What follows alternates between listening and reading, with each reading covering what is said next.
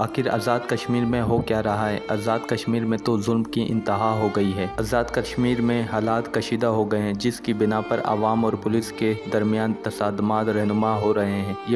یہ موجودہ صورتحال کشیدہ حالات کی وجہ سے ہے کہ آزاد کشمیر میں عوامی ایکشن کمیٹی کی کال پر لانگ مارچ، پہیہ جام اور ہڑتال کا تیسرا روز ہے۔ اس کے باعث آزاد کشمیر میں انٹرنیٹ کی سروس اور انٹرنیٹ کے ساتھ موبائل فون سروس بھی بند ہے، جبکہ میرپور آزاد کشمیر میں تمام موبائل نیٹ ورکس اور انٹرنیٹ سروس معطل ہے۔ یہ حالات کشیدہ صورتحال کے باعث پبلک ٹرانسپورٹ، دکانیں، بازار اور کاروباری مراکز بھی بند ہے۔ مقامی افراد اور سیاح دونوں رل گئے ہیں۔ دارالحکومت اسلام آباد کی طرف عوامی ایکشن کمیٹی کے لانگ مارچ کو روکنے کے لیے انتظامیہ نے مظفر آباد کی طرف جانے والی سڑکوں پر رکاوٹیں کھڑی کر دی ہیں۔ آزاد کشمیر کی موجودہ صورتحال کا حل نکالنے کے لیے وزیر اعظم سے بات کرنے کی منصوبہ بنایا گیا ہے۔ اور اب جان لیتے ہیں آخر کار یہ سب ہوا کیوں، عوام روڈ پر کیوں نکلی اور یہاں تک صورتحال کیسے پہنچی اور اس کے پیچھے کی حقیقت کیا ہے۔ آزاد کشمیر کے حالات کی بگڑتی صورتحال کی اصل وجوہات میں بجلی اور آٹے کی قیمتوں میں اضافہ شامل ہے۔ اس اضافے کے خلاف ہونے والا احتجاج پرتشدد رخ اختیار کر گیا، جس کے نتیجے میں پولیس اور